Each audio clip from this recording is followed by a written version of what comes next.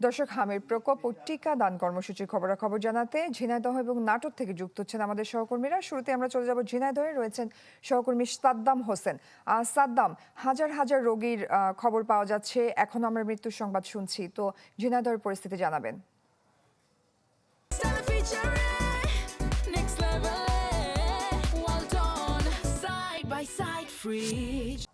জয়ী, আসলে সারা দেশের ন্যায় ঝিনাইদহ কিন্তু হামের প্রকোপ বেড়েছে। তবে হামের আক্রান্ত রোগীর সংখ্যা কম এবং মৃত্যু না থাকায় এই জেলাকে গ্রিন জোন হিসেবে ঘোষণা করেছেন জেলা স্বাস্থ্য বিভাগ। তো আমি এখন দাঁড়িয়ে রয়েছি ঝিনাইদহ যে 250 শয্যা বিশিষ্ট জেনারেল হাসপাতাল, সে জেনারেল হাসপাতালের হাম আইসোলেশন ওয়ার্ডে। এখানে এসে আমরা তো খোঁজ নিয়ে জানতে পেরেছি হামের লক্ষণ নিয়ে মোট 14 জন রোগী ভর্তি রয়েছে।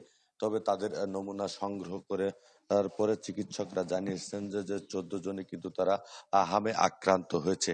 তো যে জেলায় সর্বমোট এখন পর্যন্ত 100-র উপরে রোগী তারা ভর্তি হয়েছেন এবং এর মধ্যে অনেকে চিকিৎসা নিয়ে বাড়িতে ফিরেছেন এবং আর অনেকেই চিকিৎসা নিচ্ছে।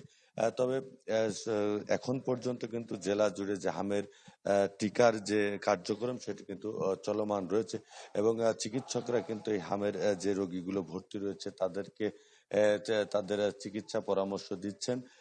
তবে এই জেলায় কিন্তু এখন পর্যন্ত কোনো রোগী হামে আক্রান্ত হয়ে মারা যায়নি। তো আমার কাছে এখন পর্যন্ত এই ছিল সর্বশেষ জয়ী।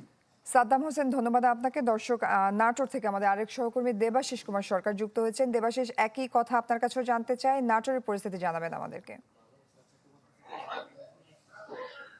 জয়ী, নাটোরের যে পরিস্থিতি শুরুর দিকে বেশ ভয়াবহ আকার ধারণ করলেও বর্তমানে একটা স্থিতাবস্থা বিরাজ করছে। আমরা দেখতে পাচ্ছি যে গত 2 সপ্তাহ ধরে হাসপাতালগুলোতে রোগীর যে সংখ্যা সেটা কিন্তু দেখা যাচ্ছে যে 25 থেকে 30-এর মধ্যে ওঠানামা করছে। আজকের যে পরিসংখ্যান সেটা হচ্ছে নাটোর সদর হাসপাতাল সহ বিভিন্ন হাসপাতালে রোগী ভর্তি রয়েছে 33 জন হাম লক্ষণযুক্ত। এছাড়া এ যাবৎকালে নাটোরের যে চিকিৎসা নিয়েছে হামের উপরে এই হাম মহামারী দেখার পর থেকে 213 জন রোগী, এর মধ্যে 16 জন হাম শনাক্ত হয়েছে এবং হাম সাসপেক্ট নিয়ে মারা গেছে একজন শিশু।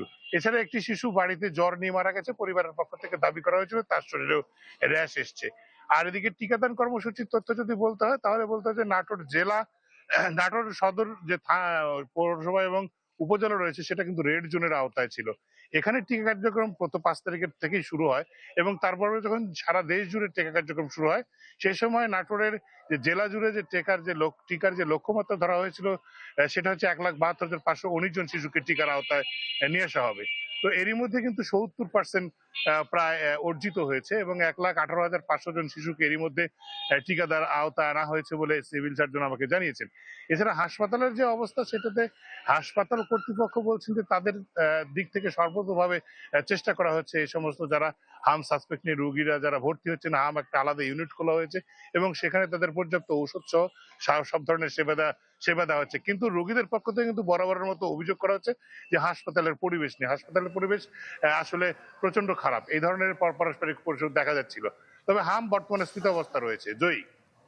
দেবাশিস, ধন্যবাদ আপনাকে। দর্শক, ঝিনাইদহ এবং নাটোর থেকে জানছিলাম হামের প্রকোপ ও টিকা দান কর্মসূচির সবশেষ খবরাখবর।